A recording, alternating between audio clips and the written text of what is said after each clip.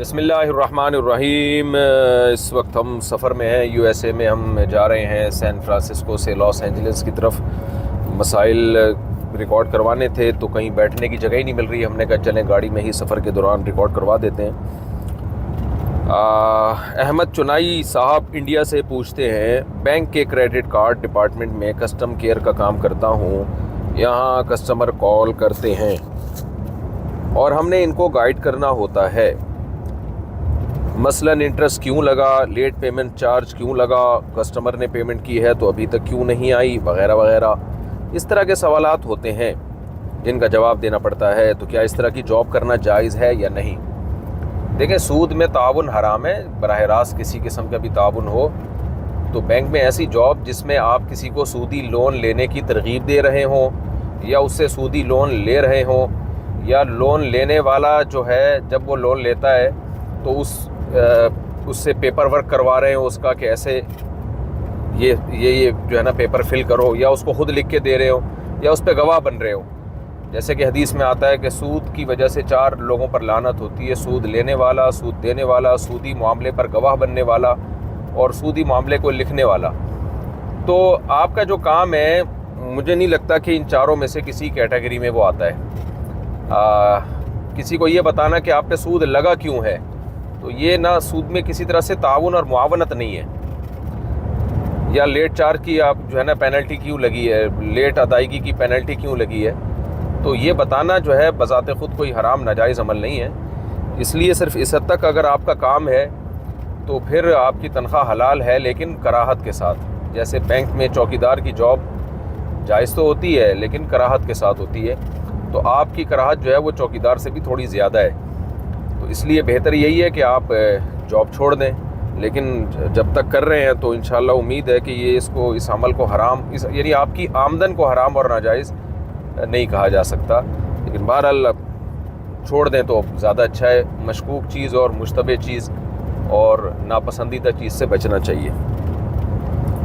غلام مصطفیٰ لاہور سے، میرے پاس بہت سے آسٹریلین طوطے ہیں، ایک فیمیل طوطے کو ایگ بائٹنگ جن میں انڈا ان سے نکلتا نہیں ہے، نکال کر دبانا پڑتا ہے، ہاتھ سے دبا کر نکالنا پڑتا ہے، تو ایک طوطے کو ایگ بائٹنگ ہو گئی۔ میں نے اس کو دیکھا مگر میں نے اس کا انڈا نکالنے کی کوشش نہیں کی کیونکہ میں نے کبھی کسی طوطے کا انڈا نہیں نکالا۔ سبحان اللہ سبحان اللہ۔ اس وجہ سے وہ طوطا اچھا طوطا نہیں طوطی ہے، سوری، میں بھی حیران تھا طوطوں سے انڈے کہاں سے نکل رہے ہیں۔ وہ طوطی مر گئی، کیا مجھے اس کا گناہ ہوگا؟ بھائی نہیں ہوگا گناہ، اللہ تعالیٰ جو ہے بس کیا کہہ سکتے ہیں، اس میں طوطے کی مغفرت کی بھی دعا نہیں کر سکتے، بس یہ ہے کہ کچھ ہو گیا، جو ہونا تھا ہو گیا، آپ اتنا ٹینشن نہ لیں۔ احسن کمال لاہور سے، اگر ایک شوہر بیوی کی اجازت کے بغیر دوسری شادی کر لے اور بیوی اس پر کیس فائل کر کے اس کو جیل میں بند کروا دے، ایسی صورت میں کیا کرنا چاہیے؟ وکیل سے رابطہ کرنا چاہیے میرے بھائی۔ بیوی نے غلط کیا ہے، ناجائز کیا ہے، حرام کام کیا ہے، احتجاج ٹھیک ہے، بیوی کو تکلیف ہوتی ہے عورت کو، لیکن یہ کام کہ اس کو صرف دوسری شادی کی بیس پہ اس کو اتنا سخت انتقام لینا، یہ تو ایک طرح سے اس کی علامت ہے کہ گویا مذہب سے ہی نفرت ہے، معاذ اللہ۔ پاکستان سے کسی نے پوچھا ہے، عورتوں کی عادت ہوتی ہے بات بات میں بد دعا دینے کی، تو کیا بد دعا واقعی لگ جاتی ہے؟ لگ بھی سکتی ہے میرے بھائی، اور یہ بھی ہو سکتا ہے نہ لگے، لیکن یہ عمل بہت برا ہے۔ عورت ہو یا مرد ہو، کسی کی بھی بد دعائیں دینے کی عادت ہو تو بہت بری بات ہے۔ نبی صلی اللہ علیہ وسلم نے فرمایا نا کہ خواتین کے بارے میں نے ان کو جہنم میں زیادہ دیکھا ہے۔ صحابہ نے پوچھا تو فرمایا کہ صحابیات نے پوچھا تو فرمایا تکثرن اللعن تان، یعنی بد دعائیں اور یہ اس طرح کے نازیبہ کلمات زیادہ کہتی ہیں، تو باقی جنت میں بھی عورتیں زیادہ ہوں گی کیونکہ ان کی گروتھ ریشو ہی زیادہ ہوگا قرب قیامت میں، لیکن جو جہنم میں ہوں گی تو وہ انہی بیسس کی بیس پہ ہوں گی۔ تو یہ مطلب نہیں ہے کہ عورتیں زیادہ جہنم میں جائیں گی، بلکہ جنت میں بھی عورتیں زیادہ ہوں گی، جہنم میں بھی زیادہ ہوں گی، لیکن جو جائیں گی جہنم میں تو اس کی ایک دیگر وجوہات میں سے ایک بڑی وجہ کیا ہے؟ بد دعاؤں کی کثرت، اس لیے بد دعائیں نہیں دینی چاہیے، اور آپ کو کام بھی ایسا نہیں کرنا چاہیے کہ جس سے بیگم بد دعا دے۔ پاکستان سے کسی نے پوچھا ہے کہ دولت عورت کے نصیب کی ہوتی ہے اور اولاد مرد کے نصیب کی، اس بات میں کتنی حقیقت ہے؟ قرآن و حدیث کی روشنی میں جواب عنایت فرمائے۔ بالکل بے حقیقت بات ہے، اس کی کوئی حقیقت نہیں ہے۔ آپ نے ٹرکوں کے پیچھے لکھا دیکھا ہوگا نصیب اپنا اپنا پسند اپنی اپنی، کوئی جل گیا کسی نے دعا دی، تو سب ہر شخص کے نصیب سے ہوتا ہے۔ ہاں یہ ضرور ہے کہ یہ بات قرآن و سنت سے ثابت ہے کہ نکاح کرنا یہ مال میں برکت کا ذریعہ ہے۔ تو اس سے پتہ چلتا ہے کہ عورت کے گھر میں آنے سے مال میں برکت ہوتی ہے۔ اگر کسی کی شادی ہوئی اور بیوی کے گھر میں آتے ہی بے روزگار ہو گیا، غربت آ گئی، تو اس میں بیوی کو قصوروار نہ ٹھہرائے، بلکہ یوں کہے کہ اللہ نے تو کہا ہے کہ عورت مال میں برکت کا ذریعہ ہے۔ تو اس سے پتہ چلتا ہے کہ اگر میں شادی نہ کرتا تو جتنے مالی حالات خراب ہوئے ہیں اس سے بھی جاتا میں۔ ہو سکتا ہے بیوی کی وجہ سے اللہ نے 2-4 نوالے آپ کی پلیٹ میں چھوڑ دی ہوں، آپ کی پینٹ میں 2-4 روپے چھوڑ دی ہوں اللہ تعالیٰ نے۔ تو بیوی آنے سے مال میں برکت ہی ہوتی ہے، کمی نہیں ہوتی۔ یہ خوب سمجھ لیں، اگر کسی کی کمی ہو رہی ہے تو سمجھ لے کہ نہیں شادی کرتا، بیوی گھر میں نہ آتی تو اور کمی ہو جاتی۔ تو اس لیے شادی ہوتے ہی بعض دفعہ یہ ہوتا ہے کہ غربت، مہنگائی ہو گئی، بے روزگاری ہو گئی، تو لوگ عورت کو تانا دیتے ہیں کہ دیکھو اس کے آنے سے نوست ہوئی ہے۔ یہ بالکل غلط ہے۔ یہ پاکستان سے کسی نے پوچھا ہے، مجھے ایک لڑکی پسند ہے، بہت شریف آدمی ہے جس کو ایک لڑکی پسند ہے خالی، اور ہم دونوں ایک دوسرے کو پسند کرتے ہیں۔ میری عمر 18 سال ہے اور اس کے گھر والے بھی راضی ہیں۔ میری امی بھی اس کے گھر والوں سے مل چکی ہیں، لیکن میرے گھر والے مجھے سنجیدہ نہیں لے رہے، تو مجھے سمجھ نہیں آ رہا کہ میں کیا کروں۔ براہ کرم مجھے اس بارے میں رہنمائی کریں۔ آپ کو سمجھ میں نہیں آ رہا جبکہ آپ اس گھر میں رہتے ہو، تو مجھے کہاں سے سمجھ میں آئے گا جبکہ میں آپ کے پڑوس میں بھی نہیں رہتا۔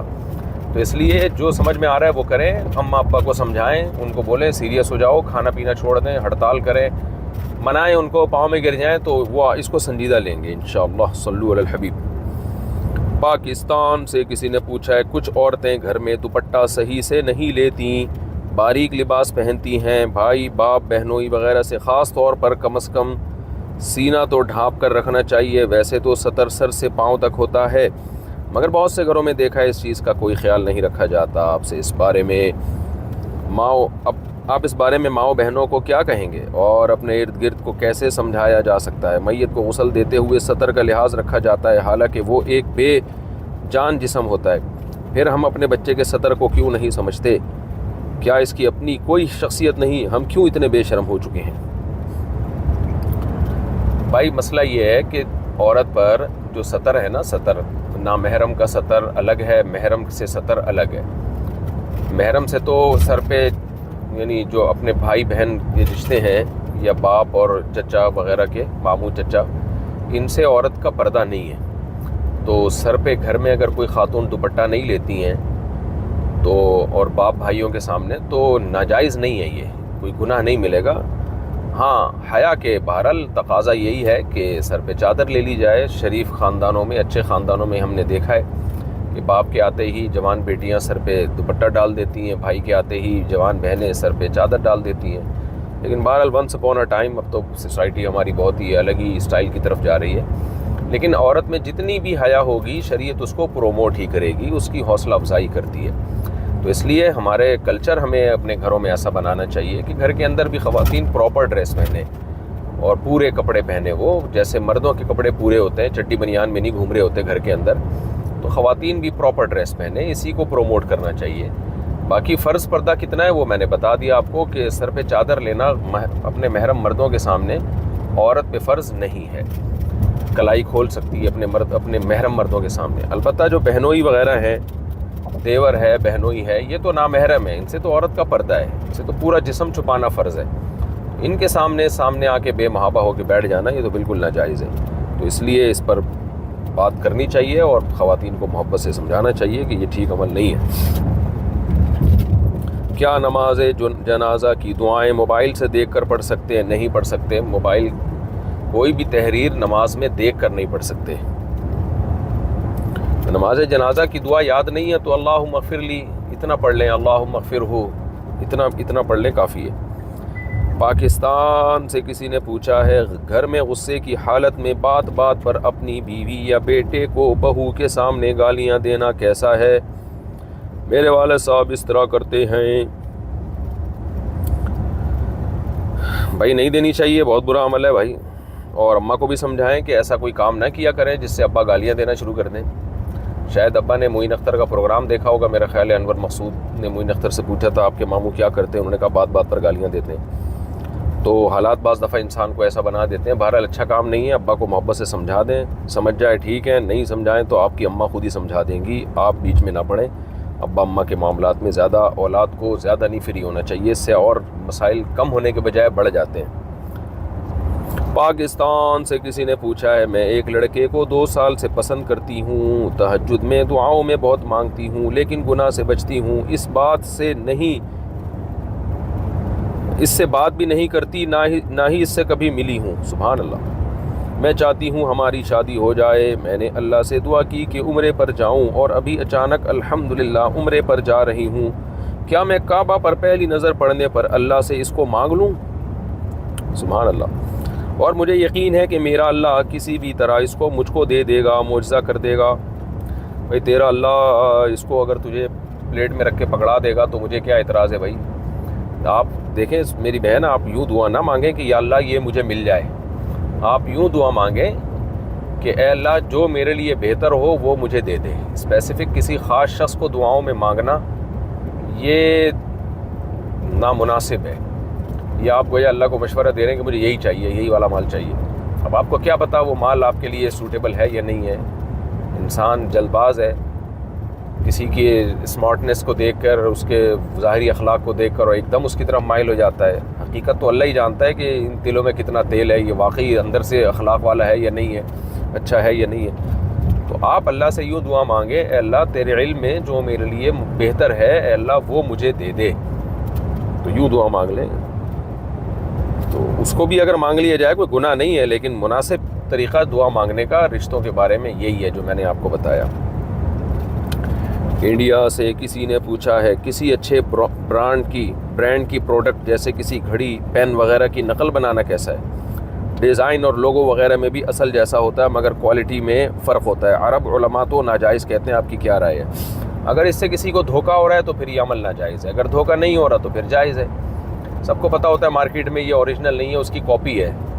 تو کاپی اگر ہے اور صاف دیکھنے سے، تھوڑا سا غور کرنے سے پتہ چل جاتا ہے تو پھر دھوکہ نہیں ہے، تو دھوکہ نہیں ہے تو پھر جائز ہے۔ اور اگر لوگوں کو دھوکہ ہو رہا ہے، لوگ اوریجنل سمجھ کے اس کو لے رہے ہیں تو پھر ناجائز ہے۔ نبی صلی اللہ علیہ وسلم کی صریح حدیث ہے، تو دھوکہ دینے والا ہم میں سے نہیں ہے۔ اب دھوکے کا خطرہ ہے یا نہیں ہے یہ پھر آپ کو کمپنی والے ہی بتائیں گے، یہ میں نہیں بتا سکتا۔ مسرور عالم پیغمبر پور سے، محمود آباد انڈیا سے، اچھا دونوں نے ایک ہی مسئلہ پوچھا ہے۔ اگر استاد ظالم ہو تو کیا پھر بھی استاذ کا ادب کرنا اور استاد کی بات کو ماننا ضروری ہے، اور اگر نہ مانے تو کیا گناہ پڑے گا؟ دیکھیں جب کسی کو استاذ بنا لیا نا تو اس کا ادب لازم ہے، اس کی بدتمیزی کرنا، بد تہذیبی کرنا، بد اخلاقی کرنا، اس سے انسان علم سے بھی محروم ہو جاتا ہے اور ادب سے بھی۔ اور آپ نے مقولہ سنا ہوگا نا، بے ادب بے نصیب۔ جو بے ادب ہوتا ہے وہ بے نصیبی ہوتا ہے، اسے کبھی بھی کچھ بھی حاصل نہیں ہوتا، بہت بے برکتی ہوتی ہے۔ تو استاذ کی کڑوی کسیلی کو تھوڑا برداشت کر لینا چاہیے اگر وہ غلط بھی کر رہا ہے۔ ہاں زیادتی اگر حد سے زیادہ ہو رہی ہے تو پھر ایسے استاذ کو چھوڑ دیا جائے، یہ نہ کیا جائے کہ اس سے بدتمیزی، بد تہذیبی۔ بعض دفعہ واقعی بعض استاذ ایسے کرتے ہیں، ہر وقت ایک طالب علم کو ٹاؤنٹنگ کرتے رہیں گے، اس کو طنز کرتے رہیں گے چلتے پھرتے، اس سے وہ بہت زیادہ ڈپریشن میں جاتا ہے، مارتے ہیں بلا وجہ، اور بعض جگہوں تو بے تحاشا مارا جاتا ہے۔ تو ایسا کوئی واقعی ظلم ہو رہا ہو تو پھر جو ہے اس میں پھر یہ کرنا چاہیے کہ پرچی پہ لکھ کے دے دیا جائے الگ سے کہ بھئی آپ اس طرح کر رہے ہیں، مجھ سے یہ چیز برداشت نہیں ہو رہی ہے، میں بہت سینسیٹیو ہوں، تو مجھ سے کائنڈلی اب اس کا خیال کریں۔ تو ہم نے دیکھا ہے کہ بعض دفعہ ٹیچر کو ایسی بات لکھ کے دے دی جائے تو وہ خیال کرنا شروع کر دیتے ہیں، لیکن اگر پھر بھی خیال نہیں کر رہے تو پھر چھوڑ دیا جائے، پھر وہاں سے آپ کہیں اور موو کر جائیں، بدتمیزی نہ کریں، آپ پھر کہیں اور موو کر جائیں۔ ایسے موقع پہ والدین کو بھی چاہیے کہ اپنے بچے کا جو ہے نا پھر وہ ساتھ دیں۔ بعض دفعہ بعض ٹیچر بہت مارتے ہیں، پیٹتے ہیں، بچہ ماں باپ کے سامنے آ کے روتا ہے کہ میرے نیل پڑے ہوئے ہیں، لیکن ماں باپ بچے کو سپورٹ نہیں کرتے۔ بعض غریب گھرانوں میں ایسا دیکھا ہے ہم نے، بچہ اس سے بہت بد اخلاق بھی بن جاتا ہے۔ تو وہی ایسی صورت میں جو ہے نا ٹیچر کو سمجھانا چاہیے کہ آپ کیا کر رہے ہو، ہم نے آپ کو ٹارچر سیل کے لیے تھوڑی یہاں بھیجا ہے کہ ٹارچر سیل کھولا ہوا ہے آپ نے۔ تو آپ اعتدال کے ساتھ پنشمنٹ بھی کریں، سب کچھ ہے، لیکن حد سے زیادہ نہیں۔ حد سے زیادہ ہو رہا ہے، سمجھانے کے بعد بھی باز نہیں آ رہے تو ٹیچر کے ساتھ بدتمیزی نہ کریں، ٹیچر کو چھوڑ دیں، آپ کہیں اور جائیں پڑھنے کے لیے۔ احمد سعید پاکستان سے، میرا سوال یہ ہے کہ کفر و شرک اگر اعلانیہ ہوا ہو تو اس کی اعلانیہ توبہ کرنا فرض ہے یا بہتر عمل ہے؟ یعنی اگر اعلانیہ توبہ کے بغیر توبہ قبول ہوگی یا نہیں، اور کفر کی کون سی بات میں سر ہلا دینے سے بھی کفر ہو جاتا ہے؟ بھائی کفر اگر سب کے سامنے کیا ہے تو جن کے سامنے کیا ان کے سامنے اعلان کر دیا جائے کہ مجھ سے یہ غلطی ہوئی تھی، کیونکہ جب اعلانیہ کوئی چیز ہوتی ہے تو پھر اس کی توبہ کی شرط یہ ہے کہ اعلانیہ ہی توبہ ہو۔ باقی اگر کوئی چھپ کے توبہ کرے تو اللہ قبول کر لے تو ہمیں کوئی اعتراض نہیں ہے، ہم کون ہوتے ہیں اللہ کے معاملات میں دخل اندازی دینے والے؟ توبہ تو بہرحال کر لے فوری طور پر، لیکن اس میں یہ ہے کہ اس کا جو ہے توبہ کی تکمیل بہرحال جب ہی ہوگی کہ جب اعلانیہ توبہ کرے، کیونکہ اعلانیہ گناہ ہوا ہے نا۔ پاکستان سے، اچھا باقی ہے کہ کفر کی کون سی بات میں سر ہلا دینے سے بھی کفر ہوتا ہے؟ بھائی کسی نے صاف واضح لفظوں میں اسلام کو برا بلا کہا، پیغمبر کو معاذ اللہ برا بلا کہا، آپ نے کہا ہاں سر ہلا دیا کہ ہاں میں اس پہ ایگری ہوں، تو یہ بھی کفر ہی ہے۔ باقی مجھے آپ تھوڑے سے وہمی ٹائپ کے آدمی لگ رہے ہیں، تو اپنا خیال رکھیں، آپ ایسا نہ ہو ان چیزوں میں زیادہ پڑھنے سے آپ کی اوپر کی سیٹنگ تھوڑی سی کہیں آؤٹ نہ ہو جائے۔ پاکستان سے کسی نے پوچھا ہے میری ایک رشتہ دار بیمار تھی، کچھ دن ہسپتال میں داخل رہی، پھر انتقال ہو گیا، بیماری کے دوران نمازیں نہیں پڑھ سکی، ان کی نمازوں کا کیا ہوگا؟ بس انہوں نے وصیت نہیں کی ہے تو بس چھوڑ دیں ان کو، دعائیں مغفرت کریں، کچھ صدقے کی اللہ توفیق دے دے تو ان کی طرف سے صدقہ کر دیں، اب جو ہوگا وہ تو آخرت میں ہی ہوگا، بس دعا مانگے اللہ ان کی مغفرت کرے۔ محمد ریان پنجاب سے، کیا جھنڈے کو سلامی دینا اور ترانے کے وقت کھڑے ہونا شرک ہے؟ نہیں بھائی، اس کا شرک سے کوئی تعلق نہیں ہے۔ آج کل ویسے ہی لوگوں میں اپنے ملکوں سے محبت نہیں، غیر مسلم کنٹریز میں اپنے ملکوں سے بہت زیادہ محبت ہے، اس کی وجہ سے ان کے ملک مضبوط ہیں۔ اسلامی ملکوں میں لوگ اپنے ملک سے محبت نہیں کرتے، اس کا نتیجہ یہ نکلتا ہے کہ اسلامی کنٹریز کمزور ہوتے چلے جا رہے ہیں۔ تو اسلامی ملک اگر کوئی ہو تو اس کو تو زیادہ پروٹوکول دینا چاہیے تاکہ ملک کی حفاظت ہو، تو حفاظت ہوگی تو آگے پروگرام چلے گا، ورنہ تو بیڑا غرق ہو جائے گا۔ پاکستان سے کسی نے پوچھا ہے جب بی بی حوا اور آدم علیہ السلام کو زمین پر بھیجا گیا تو دونوں کو ایک دن بھیجا گیا یا الگ الگ وقت، یا دونوں کے فرق سے بھیجا گیا؟ اور زمین پر آدم علیہ السلام کی شیطان سے ملاقات ہوئی ہے یا نہیں ہوئی ہے؟ اور اگر ہوئی تھی تو دونوں کے درمیان کیا باتیں ہوئی تھیں؟ یا اللہ، بہت ٹائم ہے بھائی اس بندے کے پاس۔ دیکھو بی بی حوا اور آدم علیہ السلام کو تو اکٹھا ہی بھیجا گیا ہے اللہ نے زمین میں۔ وجہ اس کی یہ ہے کہ اللہ تعالیٰ نے جو بیوی ہے نا اس کو صاحبہ فرمایا قرآن میں، وصاحبتہ وبنیہ، صاحبہ کہتے ہیں ساتھ رہنے والی، تو جو میں ایک لفظ استعمال کرتا ہوں، جب شادی ہوگی تو پھلترو کی طرح چپک گئی آپ کے ساتھ، تو آپ کے پاس اگر وسائل ہیں، اللہ نے گنجائش دی ہے، تو جہاں بھی جاؤ بیگم کو ساتھ لے کے جاؤ۔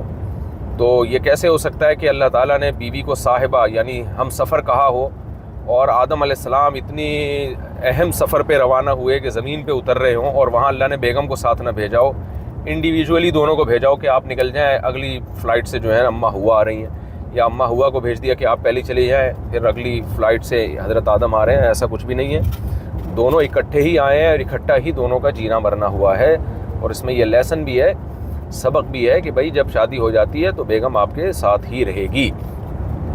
باقی شیطان سے ملاقات ہوئی، کیا گپ شپ ہوئی، یہ اس بارے میں آپ شیطان سے رابطہ کریں۔ جو آدم علیہ السلام والی بات تھی وہ میں نے آپ کو بتا دی، شیطان کی باتیں پھر شیطان زیادہ بہتر سمجھتا ہے۔ پاکستان سے کسی نے پوچھا ہے باڈی بلڈنگ کا مقابلہ جیتنے کے لیے اسٹیرائڈ انجیکشن لینا کیسا ہے؟ دیکھیں اسٹیرائڈ جو ہے میڈیکلی ایک بہت صحت کے لیے نقصان دہ چیز ہے، تو اب نقصان دہ چیز کا استعمال ناجائز ہے۔ اب کتنا نقصان ہوگا، کس کو کتنا نہیں ہوگا، کیا نقصان کے بعد اس کی تلافی بھی ہو سکتی ہے؟ بعض لوگ اسٹیرائڈ لیتے ہیں لیکن پھر کچھ ایسا کر لیتے ہیں کہ وہ نقصان جو ہونے والا تھا وہ نہیں ہوتا ان کو، تو یہ سب چیزیں آپ کو ڈاکٹر صاحبان اچھا بتا سکتے ہیں۔ میں تو ایک اصولی بات کر سکتا ہوں کہ اگر اس سے ایسا نقصان ہو رہا ہے کہ اس کی تلافی نہیں ہو سکتی، پھر یہ حرام اور ناجائز ہے، ایک بات۔ نمبر دو، اگر اس سے آپ دھوکہ دے رہے ہیں کسی کو تو بھی ناجائز ہے۔ دونوں باتیں نہیں ہیں تو پھر جائز ہے۔ تو اب یہ بات ڈاکٹر زیادہ اچھی بتا سکتے ہیں کہ اس میں نقصان کا پہلو کتنا ہے۔ یار محمد جیکب آباد سے، بلوچستان کا بارڈر ہم سے بہت قریب ہے، بھائی اسمگلنگ کرنی ہے تو اپنی ذمہ داری پہ کرو، میرے کندھے پہ رکھ کے بندوق نہ چلاؤ، یہ اسمگلنگ سے متعلق سوال ہے۔ میں صرف یہ بتا سکتا ہوں کہ اسمگلنگ کے نتیجے میں جو پیسہ ملتا ہے وہ پیسہ بہرحال حلال ہوتا ہے، باقی اسمگلنگ اللیگل ہے۔ یعنی آپ نے کسی دوسرے ملک سے اللیگل کوئی چیز لا کے کسی دوسرے ملک میں بیچی تو وہ چیز اگر جائز ہے، کوئی چرس، ہیروئن یا ڈرگ وغیرہ نہیں ہے، کوئی موبائل ہے، پیٹرول ہے، تو وہ اس سے جو آمدن حاصل ہوگی وہ بہرحال حلال ہوگی۔ البتہ یہ عمل غلط ہے کیونکہ اللیگل کام کر رہے ہیں آپ۔ اچھا، اب اللیگل میں بھی پھر یہ ہے کہ حقیقی معنوں میں اللیگل ہو، واقعی پابندی ہو۔ بعض دفعہ جو ملک کی گورنمنٹ ہے وہ کاغذ میں کہہ رہی ہوتی ہے اللیگل ہے، لیکن اس نے خود لوگوں کو پرمیشن دی ہوتی ہے گورنمنٹ لیول پہ، اس میں کچھ حکمتیں ہوتی ہیں۔ تو یہ سب چیزیں آپ کو سیاسی لیڈر اور جو گورنمنٹ کے جو افسران ہیں وہ زیادہ اچھا بتا سکتے ہیں کہ یہ جو بلوچستان میں اسمگلنگ ہو رہی ہے کس حد تک اللیگل ہے بھی یا نہیں ہے۔ تو یہ سب باتیں آپ وہاں کے جو بھی گورنمنٹ لیول پہ جو لوگ ہیں، جو ریلائبل لوگ ہیں، 2 نمبر لوگ نہیں، ان سے آپ پوچھیں لاء کیا اس بارے میں ہے، وہ آپ کو بتائیں گے۔ باقی میں صرف اتنا بتا سکتا ہوں کہ ایسا کوئی پیٹرول آپ جب لاتے ہیں تو اس سے آمدن جو حاصل ہوتی ہے وہ بہرحال حلال ہوتی ہے۔ البتہ اسمگلنگ کا گناہ ہوگا اگر یہ ناجائز ہے، کیونکہ جو ہے وہ جو بھی انتظامی معاملات ہوتے ہیں اس میں حکومت کی اطاعت لازم ہوتی ہے، اور ناجائز بھی جب ہے جب یہ واقعی اللیگل ہو، کاغذ کی حد تک نہ ہو، گورنمنٹ لیول پہ اس کو اللیگل ہی سمجھا جاتا ہو، تو پھر وہ آپ حکومتی اہلکاروں سے پوچھیں، وہ آپ کو بتائیں گے کہ یہ قانون دکھانے کے لیے ہے یا حقیقت میں بھی ہے، یہ میں نہیں جانتا اس بارے میں۔ عدنان USA سے، یہاں امام صاحب وتر کی تیسری رکعت میں رکوع کے بعد دعائے قنوت اور دعائیں کرتے ہیں اور دوسری رکعت میں تشہد نہیں کرتے، تو کیا حنفی مسلک کے حساب سے وتر ہو جائے گا، وتر ادا ہو جائے گی، اور کیا دعا کرتے وقت نماز میں ہاتھ اٹھا سکتے ہیں؟ نہیں، فقہ حنفی کے مطابق نہیں ہوگی، اور احادیث اس پر شاہد ہیں، اس پر بہت ساری احادیث ہیں کہ نبی صلی اللہ علیہ وسلم 3 رکعت وتر پڑھا کرتے تھے، اور جہاں یہ ہے کہ ایک تشہد کے ساتھ، تو وہاں تشہد کا مطلب کیا ہے، اس پر علماء کے پورے مقالے ہیں، آپ شرح معانی الاثار دیکھ سکتے ہیں، اور یوٹیوب پہ بھی اس پر مفتی رشید احمد خورشید صاحب جو جامعۃ الرشید کے استاد ہیں، انہوں نے بھی ایک بڑا زبردست کلپ ریکارڈ کروایا، وہ بھی دے سکتے ہیں، میں بھی کبھی موقع لگا تو کرا دوں گا۔ تو احناف کا مسلک اس بارے میں کمزور نہیں ہے۔ احناف جو طریقہ بتاتے ہیں کہ 2 رکعت کے بعد آپ نے بیٹھ کے اتحیات پڑھنی ہے، اس کے بعد کھڑے ہونا ہے، یہ طریقہ صحیح احادیث سے ثابت ہے، اور اس طریقے سے وتر سے متعلق جتنی حدیثیں ان میں تطبیق ہو جاتی ہے۔ لیکن بہرحال مسئلہ جب اختلافی ہو تو اس میں شدت جائز نہیں ہوتی، کیونکہ دیگر ائمہ اس کے قائل ہیں کہ 2 رکعت کے بعد آپ تیسری رکعت کے لیے ڈائریکٹ بھی کھڑے ہو سکتے ہیں۔ تو اگر کوئی کسی فقہ کو فالو کرتا ہے، کسی خاص فقہ کو، تو پھر تو وہ ٹھیک ہے، اس نے اپنے آپ کا التزام کیا، اس مخصوص فقہ کو کا پابند ہے وہ، کیونکہ چاروں مذاہب جو اہل سنت والجماعت کے، حنفی، مالکی، شافعی، حنبلی، یہ چاروں ٹھیک ہیں بالکل، کسی ایک کو بھی آپ فالو کر سکتے ہیں، لیکن مکمل فالو کریں۔ جب آپ فقہ حنفی کو فالو کر رہے ہیں تو پھر مکمل فالو کریں، ایسا نہیں ہوتا کہ آپ جو ہے کیکڑا کھانے کے لیے شافعی بن جائیں اور جو ہے وہ بغیر ولی کی اجازت کے نکاح کرنے کے لیے آپ حنفی بن جائیں، اس لیے کہا جاتا ہے۔ تو اب وتر کی جماعت کیونکہ لازم نہیں ہے، لہذا ایسی صورت میں حنفی کو چاہیے کہ وہ الگ نماز پڑھے۔ البتہ حرمین کی فضیلت حاصل کرنے کے لیے تو یہاں علماء احناف یہی فتویٰ دیتے ہیں کہ پھر جس طرح بھی حرمین میں وتر ہو رہے ہیں آپ ان کے پیچھے پڑھ لیں، تاکہ حرم میں اختلاف و انتشار نہ ہو، مسلمانوں کا مرکز ہے، اور حرم میں نماز کی بہرحال ایک فضیلت ہے، اور خود امام حرم کی بھی ایک فضیلت ہے۔ تو اگرچہ وہ فقہ حنبلی کو فالو کرتے ہیں، لیکن ایسی صورت میں وتر کی نماز ان کے پیچھے بہرحال جائز ہوگی بلا کراہت، جس طرح سے وہ پڑھ رہے ہیں آپ بھی اسی طرح سے پڑھ لیں حنفی ہونے کے باوجود، تاکہ حرم کی فضیلت سے آپ محروم نہ ہو۔ البتہ باقی جو فرض نمازیں ہیں وہ بہرحال پڑھی جائیں گی، کیونکہ فرض نماز جماعت سے پڑھنا واجب ہے، اس میں یہ نہیں دیکھا جائے گا کہ پڑھانے والا حنفی طریقے سے پڑھا رہا ہے، شافعی طریقے سے پڑھا رہا ہے، اس میں یہ نہیں دیکھا جائے گا۔ فرض نماز میں وہ تو وتر تو چونکہ جماعت لازم نہیں ہے نا اس کی، وہ تو ایک انفرادی بھی پڑھی جا سکتی ہے، اس کی جماعت کی اتنی اہمیت نہیں ہے، جبکہ فرض نماز تو بہرحال جماعت سے ہی لازم ہے۔ تو اس میں کوئی بھی امام ہو، شافعی ہو، مالکی ہو، جس طرح سے پڑھا رہا ہے آپ اپنی نماز اپنے طریقے سے اس کے پیچھے پڑھیں، الگ نماز نہ قائم کریں آپ، یہ پھر غلط ہو جائے گا۔ پاکستان سے کسی نے پوچھا ہے، مکہ میں ایک نماز 1,00,000 نمازوں کے برابر ہے، کیا یہ بات صحیح ہے؟ اور اگر ایسا ہے تو کیا یہ ہماری قضا نمازوں میں جمع ہوں گی؟ یہ بالکل صحیح حدیث سے ثابت ہے کہ مکہ میں ایک نماز 1,00,000 نمازوں کے برابر، مدینہ میں 1,000 نمازوں کے برابر، لیکن اس کا یہ مطلب نہیں ہے کہ آپ فجر کی 2 فرض قضا پڑھ لیں تو وہ 1,00,000 قضا نمازوں کے برابر ہو جائیں گے، یہ ہرگز مطلب نہیں ہے۔ فرض نماز جو قضا ہو گئی وہ قضا ہی پڑھنی پڑے گی آپ کو، اس لیے آپ جو ہے ثواب کی نیت سے حرم میں جتنی چاہے نمازیں پڑھیں، 1 لاکھ نمازوں کا ثواب ملے گا، لیکن قضا نمازیں اس سے ذمے سے ساقط نہیں ہوں گی۔ پاکستان سے کسی نے پوچھا ہے، میری پہلی بیوی نے شادی کے 1 سال بعد طلاق لے لی تھی اور میرا 25 دن کا بیٹا لے کر ماں کے گھر چلی گئی تھی۔ ہم نے ہر طرح سے کوشش کی، نہ وہ واپس آئی نہ ہی بچے سے کبھی ملنے دیا۔ بعد میں اس نے شادی کر لی، جعلی ڈاکومنٹس بنوا کے اپنے بیٹے کو اپنا بھائی بنا دیا اور اس کا نام اور ولدیت سب بدل دی۔ آج اس بات کو 12 سال ہو گئے، مجھے نہیں معلوم کہ وہ بچہ کہاں ہے۔ کیا مجھ پر اس بچے کا اب بھی حق ہے کوئی؟ دیکھیں، بچہ جب آپ کے پاس آئے گا تو بچے کا حق بہرحال ہے۔ باقی آپ کی بیوی نے اگر یہ سب کچھ کیا ہے، اگر واقعی کیا ہے، تو بہت بڑا ظلم ہے، اور یہ کلمیہ ہے۔ ہمارے ہاں طلاق کے بعد بہت سی خواتین شوہروں کو کا بہت ہی برا حشر کر دیتی ہیں عدالتوں میں۔ بچوں کا معاملے میں بہت ظلم ہوتا ہے باپوں پہ، باپ بدنام بھی ہوتا ہے، بچوں سے ملتا بھی نہیں ہے، ساری زندگی باپ کے خلاف بچے کو ورغلاتی بھی ہے۔ یہ بہت، اور یہ عدالتوں کی نگرانی میں سارا ظلم ہو رہا ہوتا ہے۔ اس ظلم کے خلاف آواز اٹھانی چاہیے، وکلاء کو جمع ہونا چاہیے کہ بھائی جیسے بچہ ماں کا ہے ایسے باپ کا بھی ہے۔ قرآن میں اللہ نے کہا ہے لا تضار والدۃ بولدها ولا مولود له بولده، کہ نہ بچے کی وجہ سے باپ کو کوئی تکلیف ہو نہ ماں کو تکلیف ہو، دونوں مل کے پالے، علیحدگی کے بعد بھی دونوں مل کے پالے، لیکن ہو یہ رہا ہے جس کی لاٹھی اس کی بھینس۔ تو اس لیے اس کے خلاف آواز اٹھانی چاہیے۔ بہرحال جو ہو گیا، اللہ آپ کو صبر دے، اور بچہ جب آتا ہے آپ کے پاس معافی مانگتا ہے، کیونکہ بچے پر لازم ہے کہ جب وہ بالغ ہو جائے گا، اس میں سمجھ پیدا ہو جائے گی، تو اس پر لازم ہے کہ وہ اپنے باپ سے ملے، آ کے بچہ پہلے آپ سے معافی مانگے آ کے کہ وہ اتنا دور آپ سے کیوں رہا ہے، بچے پر لازم ہے شرعاً، اور آپ کو بھی چاہیے کہ جب آئے تو پھر جو ہے آپ اس کے ساتھ جو ہے وہ اچھا سلوک کریں اور اپنی اولاد کی طرح اس کے ساتھ معاملہ کریں۔ نہیں آتا تو پھر آپ کی کوئی ذمہ داری نہیں ہے، پھر وہ اللہ اسی سے قیامت کے دن پوچھے گا، اس کی ماں سے بھی اور اس سے بھی۔ عام پاکستانی مسلمان مرد، واہ واہ واہ، یہ کیسا اچھا نام ہے بھائی۔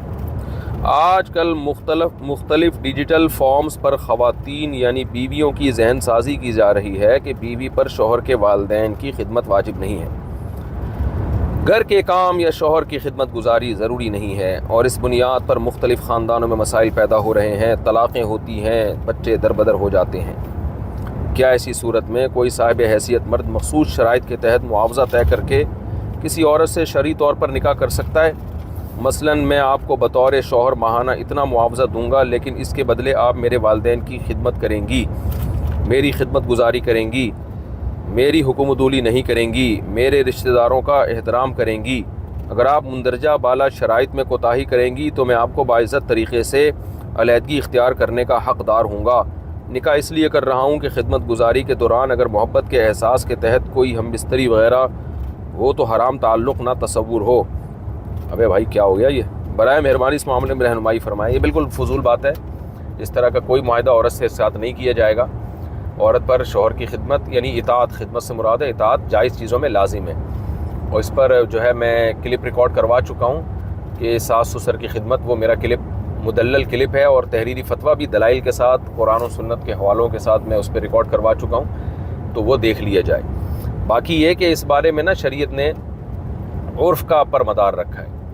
بعض گھروں میں خواتین جو ہے وہ نوکروں سے کام لیتی ہیں، بہت ہی اونچے لیول کے جو گھر ہوتے ہیں نا، ان میں تو خواتین خدمت نوکروں سے لیتی ہیں، بہت بڑے بڑے جو مالدار لوگ ہوتے ہیں۔ تو آپ نے کسی ایسی عورت سے شادی کر لی جس کے ہاں سرونٹ ہیں، نوکر ہیں، کھانا بھی نوکر چاکر پکاتے ہیں، کوئی بہت ہی ویسے شاہی خاندان میں آپ نے شادی کر لی، تو اب آپ اس بیوی سے یہ کہیں کہ ہمارے گھر میں پوچھا لگائے، جھاڑو دے، میری اطاعت کرے، تو یہ پھر شوہر کی طرف سے ظلم ہوگا۔ اس لیے کہ عاشروہن بالمعروف کا مطلب یہ ہے کہ جو جس طرح کا سسٹم چل رہا ہے نا جس کے خاندان میں، اس کا بیہیویئر اسی طرح سے ہوگا۔ تو اب جس عورت کے گھر میں نوکر چاکر ہوتے ہیں، اس میں تو پھر آپ کو عورت کے لیے نوکر کا انتظام کرنا پڑے گا، تو پھر اس میں یہ نہیں ہوتا کہ وہ گھر میں جھاڑو لگائے گی، برتن دھوئے گی، اس لیے کہ اس نے اپنے باپ کے گھر میں کبھی یہ کام کیا ہی نہیں ہے، اسٹینڈرڈ ان کا بہت ہائی ہے۔ اور اگر آپ نے درمیانے درجے کے گھر میں شادی کی ہے تو ان کے گھروں میں یہ ہوتا ہے کہ بھئی وہ کچھ کام نوکر کرتے ہیں، کچھ ماسیاں کرتی ہیں، کچھ عورتیں خود کرتی ہیں، تو وہی اسٹینڈرڈ آپ کو یہاں بھی قائم رکھنا پڑے گا۔ اور ایسے گھر میں شادی کی ہے جہاں سارا کام گھر کی عورتیں ہی کرتی تھی، تو یہاں کے عورت ہی کو پورا گھر سنبھالنا پڑے گا۔ تو اس میں اصول یہی ہے کہ مالدار، متوسط اور غریب گھرانے کی عورتیں، ان تینوں کا کے الگ الگ احکام ہیں، ایک جیسے احکام نہیں ہے۔ تو عاشروہن بالمعروف کا یہی مطلب ہے۔ تو اب لیکن اس پہ یہ معاوضہ لینا کہ میری خدمت کرو گی تو میں تمہیں پیسے دوں گا، اگر یہ معاہدہ ہو بھی گیا تو اس کی کوئی شرعی حیثیت ہے نہیں۔ ہاں اپنے طور پر میاں بیوی کی انڈرسٹینڈنگ ہے کہ آپ بولو بھائی بیگم تم زیادہ خدمت کرو گی تو میں تمہیں جیب خرچی زیادہ دے دوں گا، تو اس میں کوئی حرج نہیں ہے، لیکن شرعاً نہ شوہر پہ ایسی پابندی لازم ہوگی نہ عورت پر اس بیس پر خدمت لازم ہو جائے گی، یہ معاہدہ ہی شریعت میں کالعدم ہے۔ تو باقی خواتین کو چاہیے اپنے ساس سسر کی خدمت کیا کریں۔ جو اسکالر کہتے ہیں کہ ساس سسر کی خدمت نہیں ہے، تو مجھے ایک بات بتاؤ، ساس پانی مانگ رہی ہے اور آپ کی بہو بیوی کہہ دے کہ میں نہیں پلاؤں گی، تو کیا گزرے گی ماں کے اوپر؟ تو یہ کچھ باتیں کہنے کی حد تک ہوتی ہیں، پریکٹیکل لائف میں ان کا کوئی حقیقت نہیں ہوتی۔ ہاں یہ ضرور ہے کہ اس بات کا ساس سسر ناجائز فائدہ بھی اٹھاتے ہیں، بہوؤں پہ ظلم کرتے ہیں، زیادتی کرتے ہیں، بہت زیادہ خدمت لے رہے ہوتے ہیں، تو یہ سب غلط ہے۔ تو اس بارے میں میرا کلپ ہے، وہ آپ یوٹیوب پہ سرچ کریں، وہ سن لیں، وہ زیادہ مدلل ہے، فی الحال اتنا ہی کافی ہے۔ ہم نکاح کرنا چاہتے ہیں مگر لڑکی والے انا اور ضد کی وجہ سے نہیں مان رہے ہیں، لڑکی نے بھی کہیں اور شادی کرنے سے صاف منع کر دیا ہے، اب ہم آن لائن نکاح کرنا چاہتے ہیں، ہم الگ الگ شہروں میں اور لڑکی بھی ابھی گھر سے باہر نہیں آ سکتی، تو اب میں اگر اپنے شہر سے 4 گواہوں اور قاضی کا انتظام کر کے اس سے وائس کال پر ایجاب و قبول کر کے نکاح کر لوں، مطلب 4 گواہوں میں سے کسی ایک کو لڑکی کا وکیل بنا کر نکاح کر لوں، تو کیا ہو جائے گا؟ لڑکی کا ولی صرف اس کا ایک بھائی ہے، وہ نہیں مان رہا، وہ ایک دفعہ لڑکی کی زبردستی شادی کرنے کی کوشش بھی کر چکا ہے۔ بھائی صاحب یہ حرکت آپ ہرگز نہ کریں، میں کبھی بھی نہیں مشورہ دیتا، اس میں لڑکیوں کی زندگیاں بہت برباد ہو جاتی ہیں، مردوں کے تو مزے ہو جاتے ہیں، اس میں مرد استعمال کر کے تھوڑے دنوں میں مرد کا دل بھر جاتا ہے، پیچھے خاندان انوالو نہیں ہوتا، وہ لڑکی کو لٹکا دیتا ہے۔ تو میں آپ کی ہوتے رہ جانے والی منگیتر کو یا ہوتے رہ جانے والی محبوبہ کو مشورہ یہی دوں گا کہ یہ آپ ہرگز یہ حرکت نہ کریں۔ تو اپنے لڑکی کو چاہیے اپنے گھر والوں کو منائے، روئے دھوئے، بہت مسائل کھڑے ہوتے ہیں ماں باپ کی مرضی کے بغیر شادی کرنے میں، ماں باپ کو زیادہ پتہ ہوتا ہے کہ کہاں کرنی چاہیے کہاں نہیں کرنی چاہیے، لیکن اگر واقعی والدین یا بھائی ظالم ہیں، زبردستی اس کی مرضی کے بغیر کہیں نکاح کر رہے ہیں اور واقعی اس کی شادی میں دلچسپی نہیں لے رہے، جو ہزاروں میں 2-4 ایسے کیس ہوتے ہیں، 99% تو بھائی والدین اچھا ہی سوچتے ہیں اپنی بیٹی کے لیے، لیکن اگر کوئی ایسا 100 میں 1% کچھ ایسے لوگ بھی ہوتے ہیں، ظالم ہوتے ہیں، بیٹیوں پر ناحق اپنی دھونس جما رہے ہوتے ہیں اور ان کی شادی میں دلچسپی نہیں لے رہے ہوتے یا غلط جگہ شادی کر رہے ہوتے ہیں، تو ایسی صورت میں بھی پھر لڑکی کو چاہیے کورٹ کا عدالت کا سہارا لے، تو ایسے اسکائپ پہ اور اس طرح سے نکاح نہ کرے۔ ہاں کوئی طلاق یافتہ لڑکی ہو، بیوہ ہو، میچور ہو، 40-45 سال اس کی عمر ہو، وہ تجربے کار ہوتی ہے، اس کا معاملہ الگ ہے، لیکن اس طرح کنواری لڑکیاں، نوعمر لڑکیوں کو اس طرح سے اسکائپ پہ نکاح کر کے وہ بہت ہی ان لڑکیوں کا فیوچر تباہ ہو جاتا ہے، تو اس لیے میں کبھی بھی اس کا مشورہ نہیں دوں گا۔ پاکستان سے کسی نے پوچھا ہے، کسی بندے نے مکان بنایا، اس کے وارث میں بچوں میں سے ایک بیٹی فوت ہو گئی، اس بیٹی کی کوئی اولاد نہیں تھی، اس بیٹی کے شوہر کا اس مکان میں کوئی حصہ بنتا ہے یا نہیں؟ نہیں بھائی کوئی نہیں بنتا، داماد کا حصہ نہیں ہوتا وراثت میں، سسر کی وراثت میں یا ساس کی وراثت میں، اس کے بعد بچوں میں سے ایک بیٹی، باقی بچوں کو ملے گا، داماد کو نہیں ملتا۔ پاکستان سے کسی نے پوچھا ہے، مجھے ہر وقت نزلہ رہنے کی وجہ سے میری سانس سے بہت بری بو آتی ہے اور جب بھی میں مسجد میں جاتا ہوں تو دوسرے لوگوں کی نماز خراب ہوتی ہے، اب میں کیا کروں؟ کیا میں گھر میں نماز پڑھوں؟ جی آپ گھر میں نماز پڑھیں، پبلک پلیسز پہ جانا اگر آپ میں اسمیل آ رہی ہے تو ٹھیک نہیں ہے آپ کے لیے، پیاز کھا کے نبی صلی اللہ علیہ وسلم نے مسجد میں آنے سے منع کیا ہے، تو نزلے کی بدبو تو زیادہ ہوتی ہے، اس کا علاج بھی کریں اور جب تک علاج نہیں ہوتا گھر میں نماز پڑھیں۔ اچھا میرے بھائی، پاکستان سے کسی نے پوچھا ہے، پبلک پلیس میں ٹھیلا لگا کر چیزیں فروخت کر سکتے ہیں، بعض جگہوں پر منع بھی ہوتا ہے، اس طرح سے ہونے والی آمدن حلال ہوگی یا حرام؟ آمدن تو حلال ہوگی، آپ ٹھیلے میں اپنی چیزیں بیچ رہے ہیں، لیکن غیر قانونی جگہ پہ کھڑے ہو کر ٹھیلا نہیں لگانا چاہیے، اللیگل کام ہے، تو اس لیے یہ نامناسب کام ہے، اور اگر باقی لوگوں کو تکلیف ہو رہی ہے، بعض دفعہ گورنمنٹ قانون بناتی ہے لیکن خود گورنمنٹ نے چھوڑا ہوا ہوتا ہے کہ لگاؤ ٹھیلے، تو اس میں ہم لوگوں کو مشورہ دیں کہ اللیگل ہے، ناجائز ہے، اگلا کہتا ہے ناجائز ہے تو پوری قوم نے ٹھیلے لگائے ہوئے ہیں تو ہم نے لگا لیا تو کیا ہو گیا؟ یہ گورنمنٹ ہی کو چاہیے، جب تم نے کسی کام کو اللیگل کہا ہے تو پھر اس کو خود عمل کرواؤ بھائی لوگوں سے، تو پھر ہم بھی کہیں گے یار گورنمنٹ اس میں سیریس ہے تو لہذا ناجائز ہے، اب گورنمنٹ سیریس نہیں ہوتی تو ہم پھر کیسے ناجائز کہیں اس بات کو؟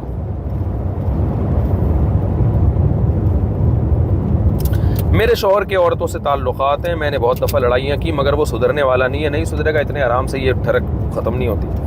میں شادی سے پہلے جس لڑکے سے دوستی کے سے تعلق میں تھی، میں نے اس سے دوبارہ تعلق قائم کر لیا۔ استغفر اللہ استغفر اللہ۔ وہ بھی اب شادی شدہ ہے۔ وہ مجھے کہتا ہے کہ شوہر سے طلاق لے لو، تو وہ مجھ سے شادی کرنے کو تیار ہے۔ رہنمائی فرمائے میں کیا کروں؟ آپ کے شوہر نے جو کام کیا تھا، آپ نے اس سے بھی زیادہ گندا کام کر لیا، تو اب آپ کے شوہر اور آپ میں کوئی فرق رہا نہیں ہے، تو دونوں ہی ایک جیسے نکلے۔ بہرحال آپ اس زنا سے توبہ کریں، اور شوہر اگر طلاق دے دے تو لے لے طلاق اس سے، اگر دے دیتا ہے وہ نہیں دیتا اور بیسک حقوق پھر بھی پورے کر رہا ہے، تو پھر آپ کے پاس کوئی آپشن نہیں ہے، شوہر کے ساتھ ہی رہنا پڑے گا۔ اور یہ نہیں ہو سکتا کہ شوہر کے ناجائز تعلقات ہیں تو عورت بھی ناجائز تعلقات بنا لے۔ مرد کا کسی عورت سے ناجائز تعلقات بنانا بھی حرام، عورت کا یعنی بیوی کا کسی مرد سے ناجائز تعلق بنانا بھی حرام، لیکن یہ زیادہ بڑا حرام ہے، تو یہ زیادہ بڑا جرم ہے عورت کا کسی غیر مرد سے ناجائز تعلق، تو دونوں جرم ہے، لیکن اسلام میں عورت کا ناجائز تعلق جو ہے نا، اس کو زیادہ بڑا جرم قرار دیا گیا ہے، کیونکہ عورت میں حیا بھی ہوتی ہے اور یہ خواہش نفسانیہ کم ہوتی ہے۔ مردوں میں حیا بھی کم ہوتی ہے اور یہ ان کے ڈیزائرز بھی بہت زیادہ ہوتی ہیں، تو وہ بھی کرے گا تو گناہ ملے گا، لیکن عورت کے لیے تو یہ زیادہ بڑا گناہ ہے۔ اس لیے آپ توبہ کریں بہت، اللہ سے رو رو کے گڑ گڑا کے، اور شوہر سے اگر طلاق دے دیتا ہے تو لے لیں اس سے طلاق، بولیں بھائی میں نہیں رہ سکتی، اگر دے دیتا ہے تو ٹھیک ہے، نہیں دیتا تو پھر آپ اسی کے ساتھ رہیں۔ باقی طلاق دے دیتا ہے تو پھر آپ اس مرد سے شادی کریں نہ کریں، یہ میں آپ کو مشورہ نہیں دے سکتا۔ جو بغیرت مرد کسی کی بیوی سے ناجائز تعلق قائم کرتے ہیں تو وہ کبھی بھی اس عورت کے ساتھ شادی کر کے اس سے نباہ نہیں کرتے، یہ میں آپ کو بتا دوں۔ یہ جو بے شرم آدمی جس نے آپ سے فزیکل ریلیشن قائم کیا، حرام تعلق قائم کیا، یہ بے شرم انسان آپ سے شادی کر کے آپ پہ شک کرتا رہے گا کہ جو عورت اپنے شوہر کی نہیں ہے وہ میری کہاں سے ہو گئی، اتنا زج کرے گا آپ کو، اتنا ٹارچر کرے گا کہ آپ کی زندگی عذاب بن جائے گی۔ یہ ہوائی باتیں نہیں ہیں، میرے سامنے ایسے بہت سارے کیسز آ چکے ہیں۔ تو شادی کرنی بھی ہو تو کسی ٹھرکی سے نہ کریں، حرام کاری کرنے والے سے نہ کریں، کسی انسان کے بچے سے کریں۔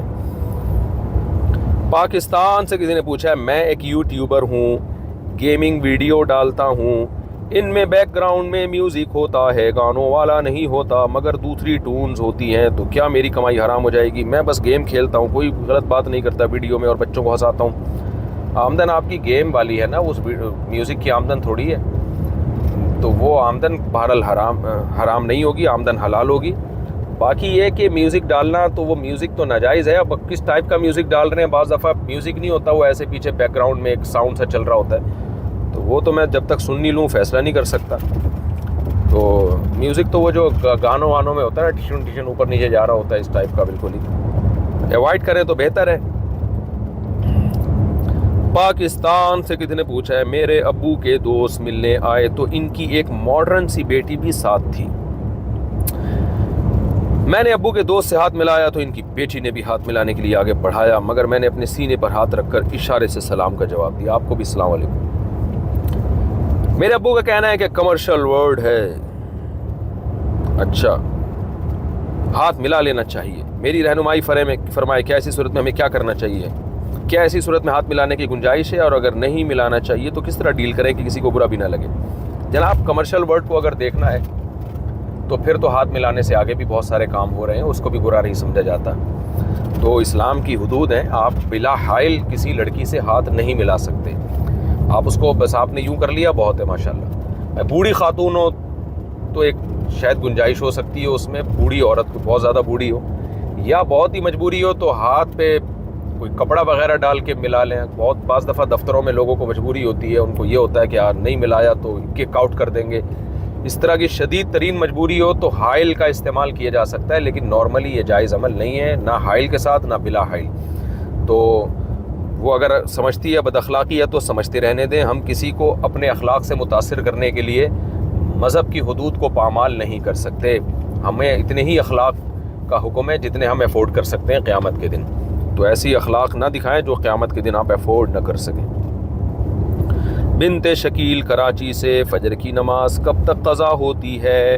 سورج کی روشنی نکلنے پر یا مکروہ وقت شروع ہونے پر، ذرا سا سورج کا کنارہ نکل جائے تو صبح کی نماز قضا ہو جاتی ہے، اس سے پہلے نماز ادا کرنا ضروری ہے۔ جواد حسن سیالکوٹ سے، کیا کسی سے اپنے پیسے لینے ہوں اور وہ پیسے نہ دے تو کیا اس کی کوئی چیز لے سکتے ہیں جیسے کہ بائک وغیرہ؟ اگر واقعی وہ نہیں دے رہا، حتی الامکان پورا زور لگا لیا، پوری کوشش کر لی، کسی بھی طرح سے نہیں دے رہا، تو پھر آخری درجے میں اس کی گنجائش ہے کہ کوئی بھی چیز اٹھا کے مارکیٹ میں فروخت کر کے پیسہ پکڑے، جو پیسے بچ جائے اس کے حوالے کر دیں، یا بائک رکھ لیں اپنے پاس، بولے جب تک تو پیسہ نہیں دے گا بائک نہیں دوں گا میں تجھے، زیادہ بہتر یہ ہے۔ محمد شفیق بلوچستان سے، اگر کسی انسان کو نماز میں رب اجعلنی دعا نہیں آتی تو اس صورت میں کوئی اور دعا پڑھ سکتے ہیں؟ کوئی بھی دعا پڑھ سکتے ہیں بھائی، البتہ وہ دعا قرآن و سنت سے ثابت ہو۔ پاکستان سے پوچھا، اگر نکاح ہو جائے اور اس کے بعد لڑکا اور لڑکی الگ رہیں اور لڑکا کچھ عرصے کے لیے کہیں چلا جائے یا کچھ اور مسئلہ ہو تو کیا اس طرح نکاح ختم ہو جاتا ہے، یا لڑکی کے والدین یا لڑکے کے والدین بغیر لڑکے کے جانے یہ رشتہ ختم کر سکتے ہیں؟ نہیں کر سکتے، جب تک طلاق نہیں ہوگی نکاح ختم نہیں ہوگا، جب تک شوہر طلاق نہیں دیتا۔ اور اگر شوہر طلاق بھی نہیں دے رہا اور بیوی کو رکھ بھی نہیں رہا اور بیوی جانے کے لیے تیار ہے تو پھر ایسی صورت میں عدالت سے نکاح ختم کرایا جا سکتا ہے۔ عورت عدالت میں ثابت کرے میرا اس سے نکاح ہوا ہے اور میں اس شخص کے ساتھ رہنا چاہتی ہوں، یہ نہیں کہے کہ میں نہیں رہنا چاہتی مجھے طلاق چاہیے، نہ، بلکہ وہ کہے میں رہنا چاہتی ہوں، رخصتی چاہتی ہوں، لیکن یہ آدمی نہ رکھ رہا ہے نہ طلاق دے رہا ہے، تو اس کو مجبور کریں یا تو مجھے لے کے جائے، نہیں لے کے جاتا تو مجھے چھوڑے۔ شوہر عدالت کو نوٹس بھیجے گی بھائی انسان کا بچہ بن جا، تیری بیوی ہے، اس کو لے کے جا، تو رخصتی کر کے لٹکایا ہوا کیوں تو نے اس کو؟ تو اگر وہ لے کے چلا جائے تو ویل ڈن، نہیں لے کے جاتا تو پھر عدالت کہے گی چھوڑو اس کو، چھوڑتا بھی نہیں ہے تو پھر یہ تعنت ہے، تو متعنت جو ہے تعنت کہ بالکل ضدی ہٹ درم ہے، تو پھر ایسی صورت میں کورٹ جو ہے وہ خود سے نکاح بھی ختم کر سکتی ہے۔ پاکستان سے کسی نے پوچھا، اگر کوئی شخص مذہب سے پھر جائے یا مذہب تبدیل کرنے کی باتیں کرتا ہے تو کیا اس کا نکاح ٹوٹ جاتا ہے اور دوبارہ نکاح کرنے کی کیا صورت ہو سکتی ہے؟ اور اگر وہ دین میں لوٹ آئے تو کیا دوبارہ نکاح ہو سکتا ہے؟ مذہب تبدیل کرنے کی باتیں بھی کرے گا تو کافر ہو جائے گا، کیونکہ اس کا مطلب ہے اس نے کفر کو بہت ہلکا لے لیا ہے، مشورے لے رہا ہے کہ اسلام چھوڑ دوں کہ نہیں چھوڑ دوں، تو وہ مشورے جب لے گا تو اسی وقت کافر ہو جائے گا وہ، اور اس کا نکاح ٹوٹ جائے گا۔ تو ایسی صورت میں اس پر لازم ہے کہ توبہ بھی کرے اپنے اس عمل سے اور نکاح بھی دوبارہ کرے، نہیں کرتا تو پھر عورت کے لیے جائز نہیں ہے کہ اس شخص کو اپنے قریب آنے دے۔ محمد میوات انڈیا سے، میں اپنے بیٹے کو تعلیم دلوانا چاہتا ہوں مگر میرے مالی حالات ایسے نہیں ہیں، تو کیا میں سرکار سے لون لے سکتا ہوں؟ لون لینے کی شرط یہ ہے کہ وہ میرے بیٹے کو تعلیم کے بعد جاب لگنے پر اپنی سیلری سے چکانا ہوگا، سودی لون نہیں لے سکتے آپ تعلیم کی خاطر۔ سودی لون لینے کی گنجائش صرف اس صورت میں ہے کہ جب آپ کی بیسک بنیادی ضرورت پوری نہ ہو رہی ہو، مثال کھانے کے لیے روٹی نہیں ہے، رہنے کے لیے کچھ جگہ بھی نہیں ہے آپ کے پاس، تو ایسی شدید مجبوری میں کوئی حلال لون نہیں دے رہا، پھر ایک مجبوری ہے۔ لیکن تعلیم اضافی چیز ہے، ہونی چاہیے، لیکن یہ ایسی وہ نہیں ہے کہ اس کے لیے جو ہے آپ سودی لون لینا آپ کے لیے جائز ہو جائے۔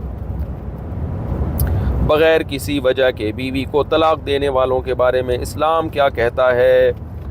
بغیر وجہ کے بیوی کو طلاق دینا، ابغض الحلال الی اللہ الطلاق، حدیث میں آتا ہے اللہ کو سب سے ناپسندیدہ چیز حلال چیزوں میں طلاق لگتی ہے۔